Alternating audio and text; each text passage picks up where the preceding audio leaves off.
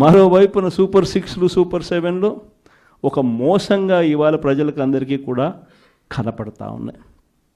ఇలాంటి పరిస్థితుల్లో ప్రజల్లోకి పోలేడు, కార్యకర్తలను పంపించలేడు, పంపించి ప్రజలకు ఫలాన్ని మంచి చేశాము అని చెప్పే పరిస్థితి లేదు.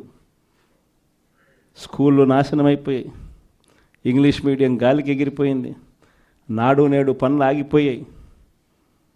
3వ తరగతి నుంచి టోఫుల్ అనే ఒక పీరియడ్ పెట్టి మన పిల్లలను గొప్పగా చదివించాలి అని చెప్పి ఆరాటపడే ఆలోచనలన్నీ గాలికి ఎగిరిపోయాయి.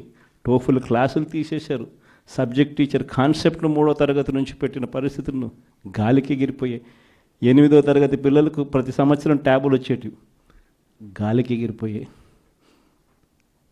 మరోవైపు వైద్యం చూస్తామని అంటే ఆరోగ్యశ్రీ బిల్లుల పరిస్థితి చూస్తే నెట్వర్క్ హాస్పిటల్స్కు ఈ 11 నెలల కాలంలో మామూలుగా ఆరోగ్యశ్రీకి నెలకు 300 కోట్లు ఖర్చు అవుతుంది.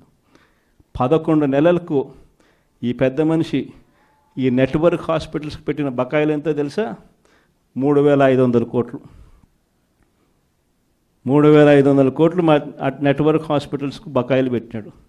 అంటే ఆ 300 కోట్లు నెల నెల ఇవ్వాల్సింది 11 నెలల్లో ₹1 ఇలా.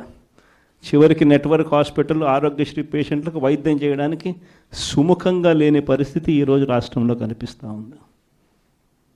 104, 108 అంబులెన్సుల గురించి నేను చెప్పాల్సిన పనుల, గవర్నమెంట్ హాస్పిటల్ గురించి అంతకన్నా చెప్పాల్సిన పనుల.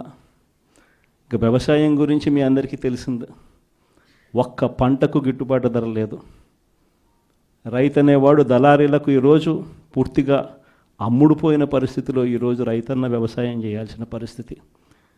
పెట్టుబడి సహాయం కింద అప్పుడేమన్నాడు, జగన్ 13,500 ఇస్తా ఉన్నాడు, అది కూడా పిఎం కిసాన్తో కలిపి మేము వచ్చినామనంటే పిఎం కిసాన్ కాక 20,000 ఇస్తామని చెప్పి నమ్మబలికినాడు. ఈయన వచ్చాడు, కనీసం ఆ జగన్ అన్న ఉన్నప్పుడు ఆ 13,500 అన్న వచ్చేది.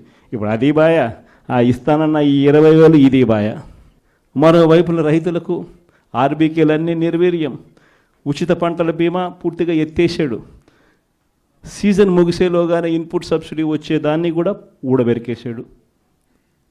వెరసి చూస్తే రైతులకు పెట్టుబడికి డబ్బులు లేకపోగా కనీసం రైతు పండించిన పంటకు గిట్టుబాటు ధరలు కూడా లేని పరిస్థితిలో ఈరోజు రాష్ట్రం ప్రయాణం చేస్తూ ఉంది.